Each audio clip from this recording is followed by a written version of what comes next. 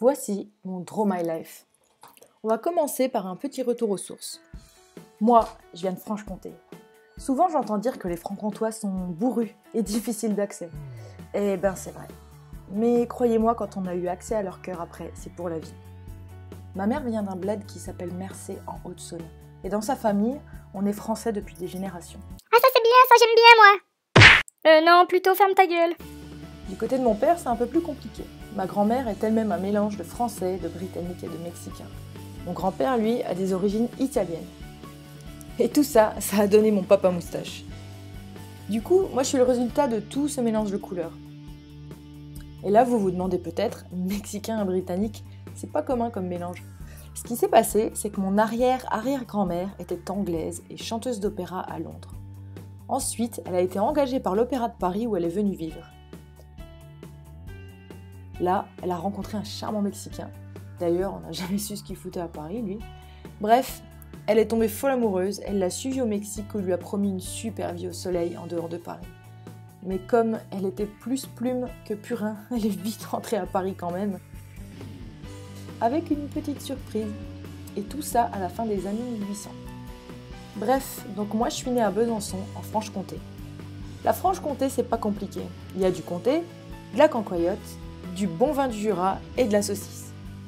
Il y a aussi du verre, des vaches et des vaches, et puis encore des vaches. Ah oui, et il y a des 205 dans les talus aussi, ça arrive souvent après l'heure de l'apéro.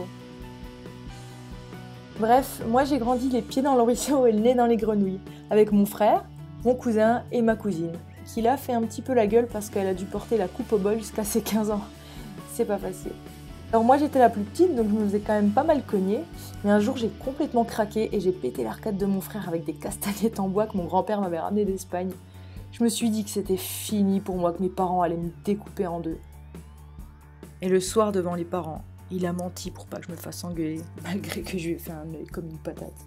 Des histoires comme ça, j'en ai 1000, mais ça va, mes parents le prenaient plutôt bien.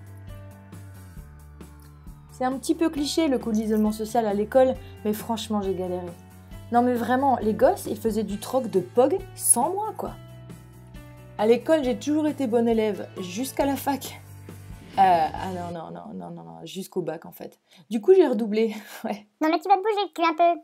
Oh bah tiens, je vais le mettre sur Instagram celui-là. Ensuite, à 19 ans, j'ai eu envie de voyager. Et comme j'adorais l'anglais, j'ai tenté la vie à Londres. 1 an à Londres, c'était le rêve. Eh ben non, toujours pas en fait. Un nouvel échec. J'ai perdu mes économies dans une entreprise touristique frauduleuse et j'ai dû rentrer au bout d'1 semaine. Du coup, je suis rentrée complètement fauchée, alors j'ai fait des petits boulots. J'ai été serveuse, j'ai fait les vendanges, j'ai été caissière. À ce moment-là, je dessinais à peine. Si on m'avait dit que je serais illustratrice un jour, j'aurais bien rigolé. Bref, après moultes échecs, il faut bien le dire, j'avais toujours envie de partir. Alors j'ai retenté le coup l'année suivante, en Irlande, comme fille au père. Et là, c'était génial parce que j'adore les enfants. Et surtout, je suis super douée avec eux. Non? Encore raté. Après avoir appelé ma mère en pleurant et en me balançant en boule contre un mur, j'ai tout arrêté. J'ai trouvé une super coloc et j'ai appris l'anglais comme ça et en travaillant dans les pubs en Irlande. J'avoue, j'ai quand même bien galéré. C'est toujours plus drôle avec du recul. C'est là que j'ai recommencé à dessiner en tout cas, à 24 ans. J'ai repris les études aussi. Et alors que j'ai gribouillé un jour, sur une feuille de cours, mon coloc m'a dit Et si tu ouvrais un blog pour tes dessins? D'ailleurs, j'ai accueilli son idée avec beaucoup de tact. Ouais c'est ça, fous-toi de ma gueule gros con. Et puis finalement, l'idée a germé et je me suis lancée. Et comme ça m'amuse beaucoup d'avoir un parcours chaotique, je suis partie en Australie entre la licence et le master, avec mon meilleur ami, et franchement, c'était le voyage de notre vie. J'ai continué à dessiner malgré les conditions drastiques en vivant dans un van. J'ai continué à publier et j'ai buzzé grave sur internet. Ah bah non, en fait non, toujours pas. Il y avait personne sur mon blog pendant 4 ans. Mais c'est pas grave, j'étais passionnée, je faisais ça pour le plaisir surtout. Et puis petit à petit, finalement, ça a pris. Un jour, après tout ça, je me suis inscrite au Golden Blog Awards. Et tout s'est enchaîné. On a commencé à me contacter, à m'appeler. 1 fois, 2 fois, 3 fois.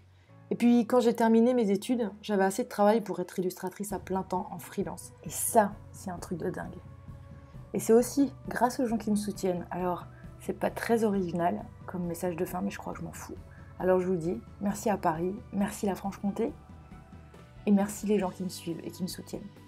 Bisous.